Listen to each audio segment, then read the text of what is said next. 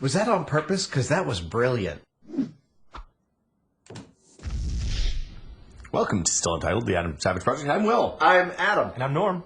And we have Maltese Falcon as a special guest today. Norm, would you just pick that up and pass it over to me? Sure thing, Will. Oh, I thought you did it with one hand. I was so sure. Oh, welcome to the gun show.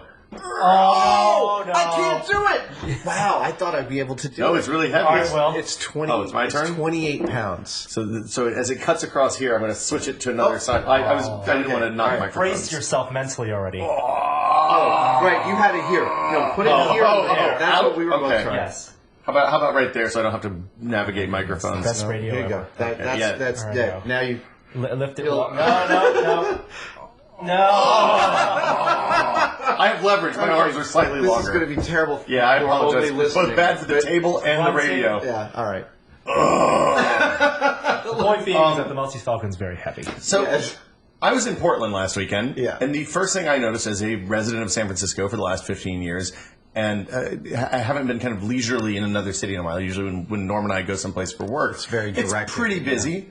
And I noticed that you don't see everybody standing on the side of the street there with their phone out. Really? Even Yes, in Portland? even in Portland. Like you see people with earbuds a lot, walking, listening to music or something. But I didn't notice the kind of just massive. Like if you go to the BART station in San Francisco and you stand on the platform, every single person is bent down. We're all going to have hunchbacks in 30 years. But it's also worse than that. It's like when you go to a restaurant and you see people on a date and they're both on a phone. And I joke like they're probably talking to each other, but they're not. Like they're both texting. I've texted Gina from the couch when she was in the kitchen before. I mean, I'm not ashamed We've done of that in the house. We have 3 floors here. It's true. It's like the baby's asleep in the living room. You don't want to say anything, so you know. So this is actually, Julie and I confront this a lot, both because of our own digital addictions, which we, like every other modern person, suffers from to greater and lesser degrees, but also because, we're raising 2 15-year-olds. Digital natives, I guess, as they're called. No, but I mean, and they don't know a time before the internet. They don't know a time before the internet, and our navigation of the restriction of their screen time is a very difficult process. We use it it's definitely a carrot and also a stick. And when they screw up really badly, it really hurts, right? To take away all the digital. What's the new TV was? Absolutely. Back in the 60s. But then, and I actually did read one study that said it almost doesn't matter what the restriction is as long as you have some. Like just in a disciplinary sense. As a disciplinary sense. Like when I was a kid, we couldn't watch Saturday morning cartoons past 9:30 in the morning. Oh, so you had to get up We early. had to go out and do stuff. We couldn't watch TV until after 6 p.m. on weekdays. So we couldn't just come home from school and get on the teat, as it were. Yeah. We had to go out and do something. And I agree with those restrictions. And we've always had those television restrictions for the boys. And now the digital stuff it's been very fascinating. I kind of assume that the TV stuff isn't a problem anymore. Which no one's Like, watching. do they almost care? Don't watch TV anymore. I mean, they watch movies downstairs, but that's fine with me. And yard stuff, but it's not like appointment every night.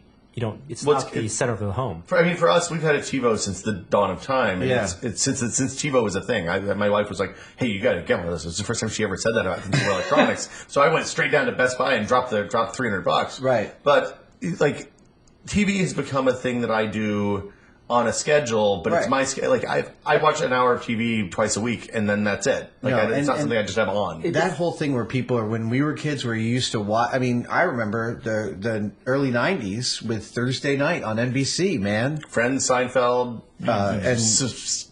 Mad About You. Yeah. I mean that was an important. That was the line. Oh, and followed by ER. That was the lineup. And when people were all watching the same thing together, and everyone was watching the 6 p.m. news. Yeah. That was your connection to the greater world, and not just your family.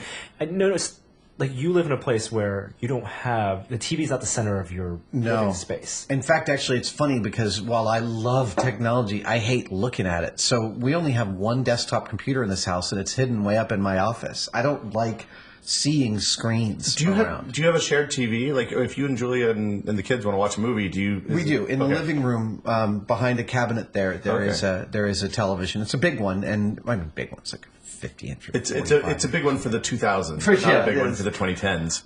And we'll sit. I mean, actually, now we finally got our couch back from the couch coverer, and that pit is all set up to sit and so that 8 or 9 people can watch a movie together because we love doing that. Yeah, but it's not like I grew up in a house where the TV was in like the kitchen, like dining room almost. Yeah, you ate food and watched the TV, and the more I think about it, it's better to like.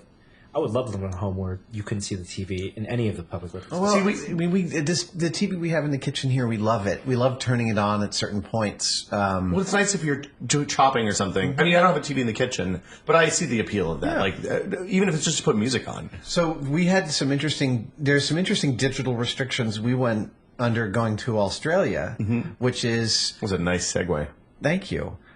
Which is a few years ago. See, I have this phobia now because a few years ago I went to Canada, and I've probably talked about this on one of our podcasts. I went to Toronto or Montreal, and I turned on my phone and surfed the web for a couple of hours. How much? How much did it cost? $12,500. Holy Jesus! What? We have not talked. Oh, really? No. Yeah. So we flew. Holy cow! Wait. That's where you're surfing. The one on the 100 websites. Rogers Wireless at that point was charging something like 10 cents a kilobyte. Holy God! Yeah. That's insane. You could do telegrams in 1910 for less than that. Yep. Yeah. I'm not kidding about the 10 cents a kilobyte. That's a real... So two YouTube videos and you're in $1,000. So here's what happened. Wow. I was in Montreal. I surfed the web on the computer for some research, blah, blah, blah, blah. And we then flew from Montreal to L.A., and I remember this specifically because we stay at the Beverly Hilton, or we used to stay a lot at the Beverly Hilton, because it's kind of like an old, not cool anymore hotel. A lot of red velvet. And we love how kind of not cool it is, right? It means that it's quiet, and I like that. Mm-hmm. So we're actually by the pool at the Hilton, total cliche, and my phone stops working. So I dial 611, and she says... Oh, yes, your phone doesn't work because of your inordinately large bill. And I'm like, I'm paid up 100%. She's like, yeah, but you racked up a lot of costs. Were you in Canada yesterday? Yeah. Oh, that was your first mistake. No, I lost my phone yesterday. She said, I said, what's the bill? And she said, $12,500. And I was like, oh, what? And then she said, so I started... The first stage of dealing with death was denial, right? Yeah. I was like, okay, what can we do? Can we backdate it? Give me an international plan, backdate it, right? Which has worked for me in the past for bad charges. And then, by the way, the cell phone companies will frequently backdate things that you got overcharged for and couch them under a policy you can pay much less for, like pennies on the dollar. That's you pay. What? Anything to get you to pay. Right. So, I mean, I've had something like a $600 bill reduced to a $150 bill. That's a little more reasonable, but still a lot. So in this one... $12,000? She's like, we can reduce it to $2,500. And I was like, you know what? I know somewhere, at some point, I clicked a box at the end of a EULA that said yes to this, but I am not going to pay a penny of this. This is literally, it's extortion. Highway robbery. Yeah. You are waiting at an intersection between two countries and exploiting the fact that you know that people are going to forget to turn off their phones and screw them. So I am not going to pay a penny of this. And so we hung up. Hold on. Whose name is the account on? It's on mine. Okay. Was there a recognition process during this call? There was after. Okay. Because I at that point I had 40,000 Twitter followers. Yeah, I'm in that neighborhood. So it's a powerful number of Twitter followers. I tweeted something along the lines of "the hell with AT&T. I just got a $12,000 bill for surfing in Canada." Hashtag something like "screw AT&T." Screw AT&T. But I don't use curses. I try not to use curses in my Twitter. You could have said "die in a fire." That's totally acceptable. Die in a fire. Right. So 2 hours later, my phone rang. It's the office of the president of AT&T. Uh-huh. And they say, apparently you have a lot of Twitter followers. Now look, we can reduce this. I was like, I'm not paying. This is wrong. This is totally wrong. Oh, I'd also, in that, as soon as I tweeted, I started getting calls for interviews, and I did, like, literally by poolside, did like 2 interviews. Oh, yeah. with websites about the bill, and then AT&T called, and they said, we can take care of this. We can make this go away. Yeah, but that's bullshit, kind of. Because if that happened to somebody who doesn't have 40,000 Twitter followers, agreed. It's just the middle fingers straight at you from the man. I completely agree with you. But at least I can use the platform. That's true. Right. And I don't have to sign something. They didn't make me sign anything. I said, I'm still going to talk about this as a problem. It's a problem that gets exploited every time a national border is crossed. Or even if you live on, Norm. Even if you live on the border. Yeah. Like we know people who live in upstate New York, and if they pick up the Rogers Tower. Oh, they get really. Right. So it's a constant problem. But the carriers have to, to a large extent, fix this problem. Yes. And this was a problem because people were getting data plans, and a lot of that stuff was still new. It's still and it's still bad, but it's still your experience is still the default is let's milk as much money out of this unexplored, unregulatable space as we can, because it is by definition unregulatable. Okay, so except by the market forces, right? So what do you do now? So what I do now is, here's what I said. We land in Australia, me, the boys, and Julia, and I'm like, everybody, phones in airplane mode until we leave Australia. I swear to God, not even for a second. Why don't you just get a SIM card, an Australian SIM card, and jam it in? Now, I looked into this when we went to Scotland. I didn't look into it in Australia. It's complicated. It's complicated because of the different cellular antennas within the phone. Yeah, 700, 1900. Because I'm in Verizon, it's not so trivial, and you have to jailbreak your phone in order to make new SIM cards work. No, with Verizon, all the GSM slots are unlocked, so you can even take a Verizon phone and put it on AT&T. I had spent so much time investigating it in Scotland, only to find out that I really couldn't do anything. Back then, sure, with your 2 years ago, so I didn't investigate it in Australia. It's gotten less complex as Apple has started selling iPhones in more markets, because now they just make the same, the 6 has 37 different antennas or something ridiculous. Right. Next time you travel abroad, you can get. But so you got a burner. So what we did, like a drug dealer, we got burner Nokia phones. Okay. With the standard numerical keypad. Not even Windows Phone Nokia. Yeah. So I want to know, what is the burner Nokia phone look like today? Oh, it looks like a phone that I was using 10 years ago. It is a little screen up top that's color and the crappiest resolution ever. It's still color. Do you have the T9 text? Can you text? Yeah, you can text as long as you click, A, B, 1, 2, 3. You're texting on a numerical keypad. It takes forever. Oh wow, it was so awful. It was really like you just started calling people again. So, I'm sorry, I was going to tell you I'll be there in 5 minutes, but it's just easier to call. Did you play a lot of Snake? What? Did you play a lot of Snake? I looked for, the first thing I did was look for Snake. It wasn't on the phone. Oh, that's a bummer. So if you're going to use a crappy Nokia. I know. It was awful. And then Julie and I kept on, we had 2 phones, one for each of us. And we kept on taking the wrong ones out, so she would get texts about my arrival time on set and stuff like that. Can't you just pop the front face off and put a pink one on hers and a blue one on yours and call it a day? It's almost like I didn't want it to matter. Like, the hell with these phones. It's literally just an emergency, so I can get a cab or call the police if I need. How do you get a cab with just a phone? You don't have an app. You go into any store and you say, "Can you call me a cab?" Oh, okay. Everyone's really nice in Australia. I guess that's true. It's true, they are. So you wanted to stay disconnected. So you didn't have a data. You didn't have. No. So I guess about a week in, our assistant realized that we were being stupid and signed both Julia's and my phones and the boys' phones up to international texting plans. Oh, okay. And frankly, that is phenomenal for travel because you don't really need to be calling people. And being available on text to the U.S. was actually fantastic in terms of my ability to conduct business. In some parts of Australia, in New Zealand, you're 5 hours. You're 19 hours ahead. Yeah. Right. Or 5 hours behind, except it's tomorrow. Tomorrow, yeah. And in Australia, you're 7 hours behind or 9 hours behind. And I have to say 9 hours behind, which is where you are when you're in Perth on the west coast of Australia, is the most diabolical, can't do anything to the United States with a 9 hour lag. 9 hours behind means that my midnight's your 9 a.m. Oh, that's terrible. So it means at 9 a.m. it's like 4:30 or something. Yeah, that shouldn't be. No, so it's basically by the time I wake up, you're on your way home. By the time I go to sleep, you're arriving at work. This is exactly the problem that Swatch Internet Time was developed to solve. Do you not know about the Beats? Oh, something about. Oh, it's the best dumb idea ever. It's why I like a Smarch. Is because you can have Smart. It's 951 beats right now. They just divide the day into 1,000 equal slices, and it starts at 4 p.m. on the West Coast. I don't know. This is terrible. It's you could buy watches that did this. Like I've always loved the 25-hour and change watches that the JPL guys who are running the Martian rover missions use. Oh, right. Like I think that those are amazing artifacts, and they're just.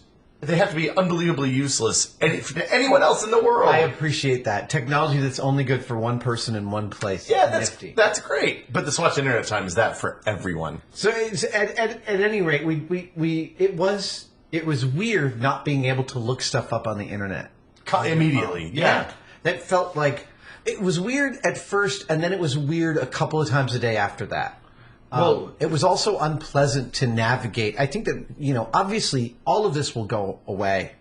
That's infrastructure. By the time our kids are adults, You think so? I really do. I think it'll be much more like you can sign up for a map plan, for instance, where it's not just a data plan. But what gets me right now is that even Apple, when you go into... This was on the Nokia phone. You could sign up for a map plan. No. I just think that eventually you'll be able to sign up for a navigation plan internationally, right? So you're not just sucking down huge amounts of...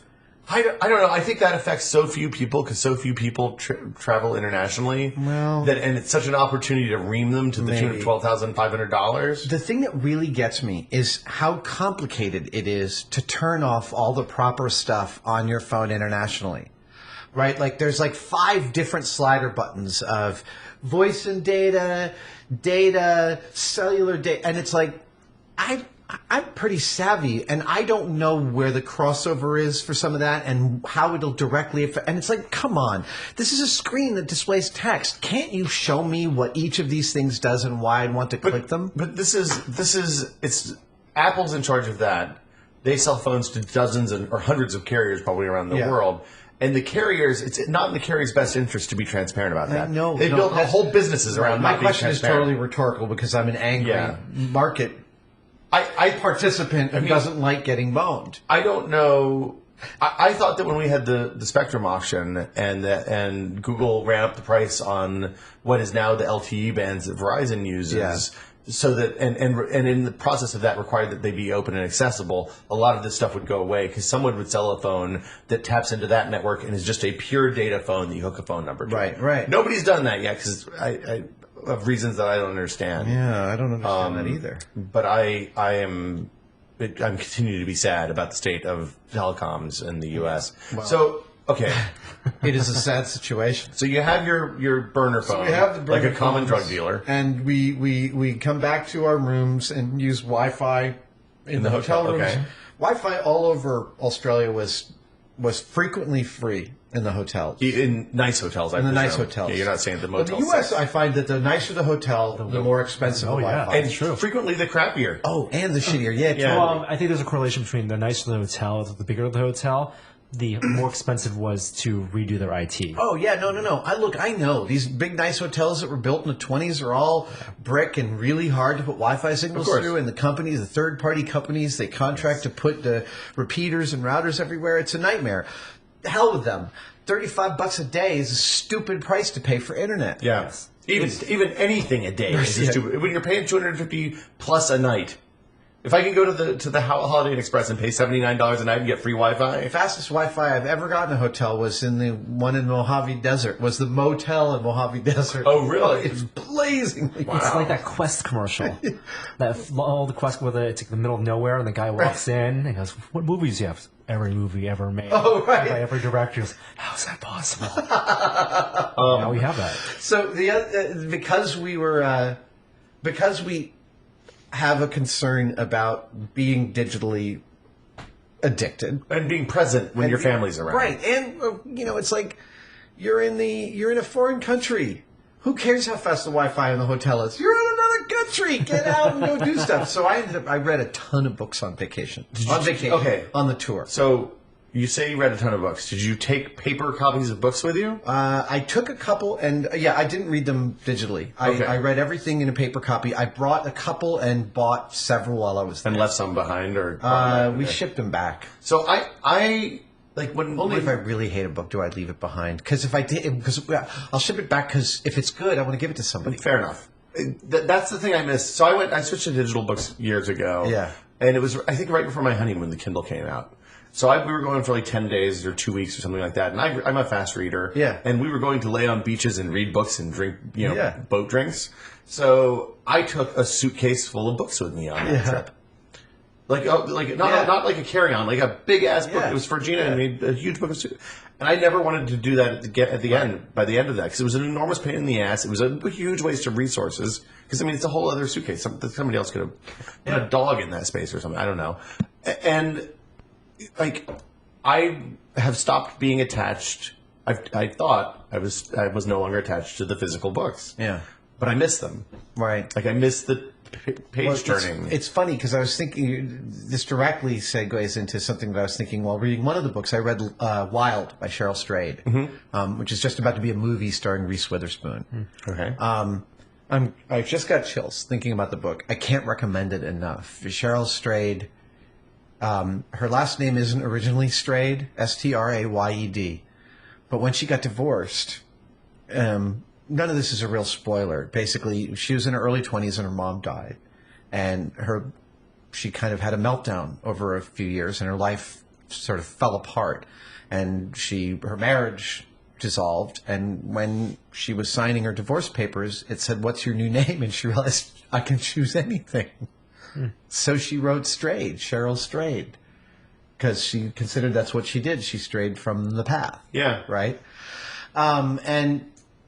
It's a beautiful book. What happened was she kind of healed herself by walking the Pacific Crest Trail from Mojave to Washington. That sounds wonderful. Wow. And it took her over 100 days, and it was absolutely backbreaking and grueling and transformative and transcendent. And the book is all of those things as well.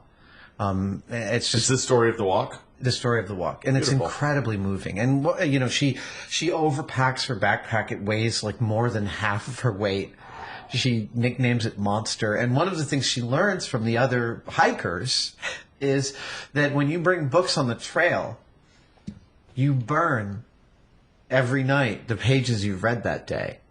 Oh. Wow. Right. You lighten your load as you go. Wow. Right. And that is a key part of backpacking. But now, You just take a Kindle. that's it. You bring a paperweight, and you have one weight that carries all the books you want. Yeah, 2 weeks in it. Or bring your iPad, or bring your iPod, and just listen to it. Right. Yeah, maybe. More charging When that did way. she do the walk? What's that? When was the walk? It was in the 90s that she did it. She was, I guess, around 26, 27, and so it was the middle late 90s. Is that something that any of these people, any of you guys on this table, ever want to do? A long walk cross country? It's a very cliche thing to do, but it's very there's something very enamoring about it. Well, so we've been talking about this off podcast, but my wife and I have been upgrading our camping gear with the plan to do some camping this fall and winter, which is the optimal season for Northern California camping. And camping, gathering camping gear satisfies all of my shpilkas about organization and knolling and research and everything. But also, I wanted to make sure that my hiking boots weren't going to kill me, so I started hiking in them. And the hiking felt really good, and so now every day for the past couple months, minus Australia, I've been strapping on a 35-pound pack and walking a couple miles every day. And it feels really, really good. And I'm experiencing that euphoria from the working out that I've always heard about for the first time in my life. Because I kind of I need to have a purpose. I guess maybe I'm sort of a prepper now, right? Well, hold on, but are you a robot apocalypse prepper? Or are you a super flu prepper? But it really does appeal to me, Norm. I think about it a lot. There's the Appalachian Trail up the East Coast, and then the Pacific Crest Trail, and there's a whole bunch of different trails around the world. And long trails. And long ones. You can hike the length of the Andes in South America if you're insane. That all sounds really, I don't have the desire to put myself in genuine, abiding physical danger, but I do love the idea of spending weeks out in the wilderness feeling that clear headspace and or just in the middle of America. There's no walking cross country. There's no danger with I mean, there's more danger than sitting in your house watching TV, reruns on TV. But I mean, if you're prepared and you know, going on a long, the longest trip I've ever done was about 2 weeks by back, which is kind of depending on how you pack. The way I pack, that's as far as I can go without having to stop and get food along the way. Right. That's a pretty reasonable. 2 weeks of food is a lot of weight. It's a lot of weight. Like by the end of that trip, I was really excited because the last 2 days were super easy because I'd eaten most of the weight. Right. And that was a summertime trip, so I basically would go with a hammock and a real light sleeping bag and a fly. You did ultralight. So I did all. Well, no. This was in the 90s, so we didn't have ultralight back then. I was just a dumb kid. Yeah. And I like sleeping in hammocks because they're comfortable. Yeah. So I went for 2 weeks, and by the end of the 2 weeks, because I like that for me was the lead up to I'm graduating from college next year, and I'm gonna go walk the Appalachian Trail. Maybe I'll go walk the Appalachian Trail. And that was the dry run to see if I liked walking for 2 weeks. Right. And I need more social interaction with human beings. Yeah. Did you run into anybody else? I met tons of fascinating people. Like I met, so I I grew up about 4 miles from the trail, from the AT. And I just started, Oh, right. So I've heard 2 the weeks Appalachian away. Trail is really crowded. It can be. It wasn't so bad then. I think now it's much, much worse. Yeah. If you go in the summer, there are parts like through DC, through Shenandoah and all that stuff. It gets, as I understand it, super dense. Yeah. But like down in Georgia and up in Maine, it's, there's still very few people. It was really lovely. I don't think I'd want to do one straight through, in order to do that in 3 months, you have to go really fast. Yeah. I think I'd like to do a month and then take some time off or rent an Airbnb someplace and then get back on the trail at the end of that 2 weeks But also, whatever. maybe even do it with your family. I bought the boys packs because I figured, this is a good age. At 15, they get some camping in, some hiking in now. And then when they leave home in a few years, which will be like that, they'll have a pack for life, know? They'll have the skills to do that. Every hike we did in Australia and New Zealand, Julie and I were thinking and talking about Wild because it's so powerful the way she writes about how the isolation is both liberating and claustrophobic. Mm-hmm. How her feelings about the trail and her isolation on it change over the course of 100 days, how she changes. You change day to day. What's that? You can change day to day. Absolutely. And, walking through the Mojave Desert as opposed to walking on exposed ridges of Oregon mountain range, where there's snow, but it's still 95 degrees and you're blistering at the same time as, the moment there's shade, it's freezing. It's a terrific read, and I really can't recommend it enough. I'll definitely check that out. Given that the movie's coming out, go get it. If you get out in front of that, you don't want to. Terrific. If the movie comes out bad, you don't want to be. Plus, you don't want the copy of the book. That's now a major motion. With the Kindle version. That's the worst thing about the digital versions. They all update. My copy of All You Need Is Kill now has Tom Cruise on the cover. Which is, that movie's no longer called. It's still called that. Edge of Tomorrow. Now it's called Live, Die, Repeat. Yes, they changed it again for the release. It still says everything is for. What is it? Live, Die, Repeat. But what was the original bad name? Edge of Tomorrow. Edge of Tomorrow. It still says Edge of Tomorrow. Yeah, no, I know. But apparently for the DVD release or the digital release, they're now calling it Live, Die, Repeat. Because that'll help sales. Nice job, guys. That's like changing the night your show is on and wondering why people aren't tuning in. Yeah. Oh. I also read. I read a. Hold on, let me see what that. I have to see what it was. We're looking things up on the internet. The mark of great podcasting. So I think. So when I did my long hike, I met people along the way, but basically you'd stay together for a few hours or maybe an afternoon or something like that, and then you would roll. You either roll on or they'd stop someplace before you wanted to stop or whatever. I feel like doing that as a pair. Like, you don't want to go with a big group of people because the quiet is really good. Yeah. And you want to kind of get some space on the trail. Yeah.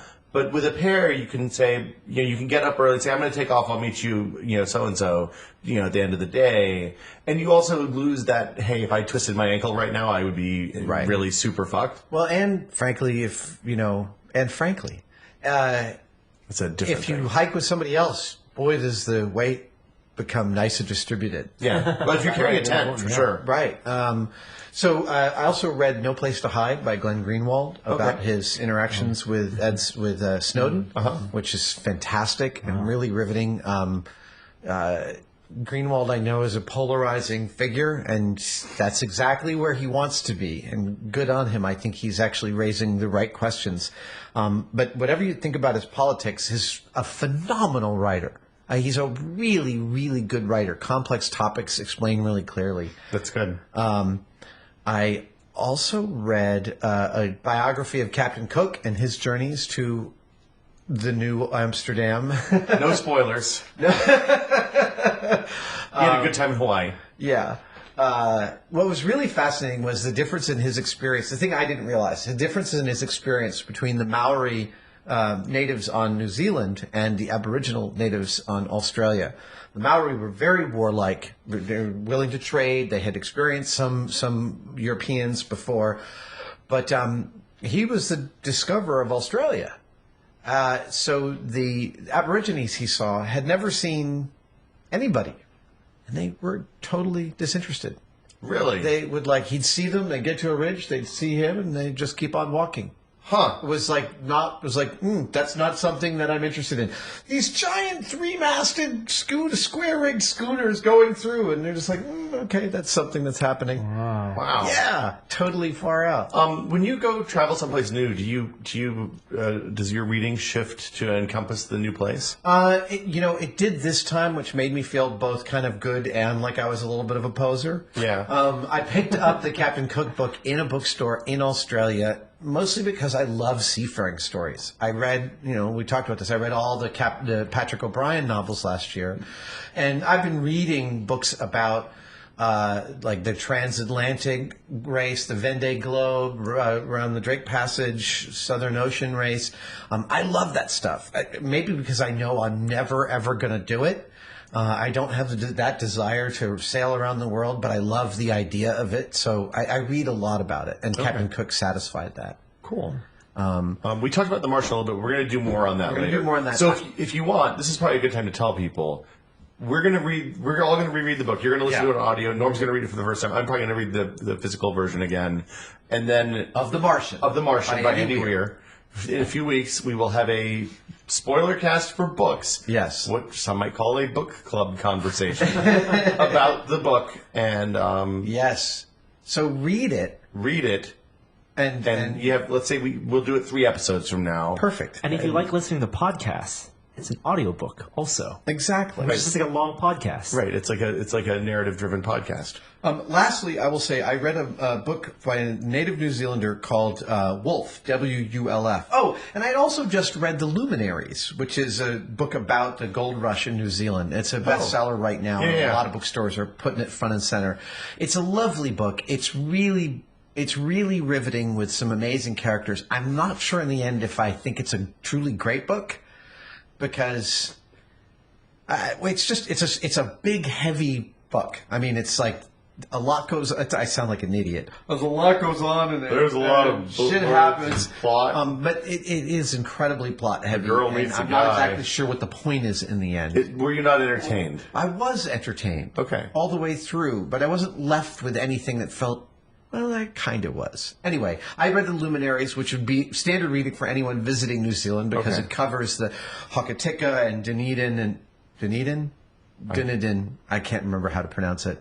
Again, people are yelling at their computers right now telling me. It's the best way to make a podcast. I think that's a fine place to finish. I agree, sir. Okay, so your homework, The Martian by Andy Weir, audiobook. Read the unabridged version. I don't think people do abridged versions, but just to be safe.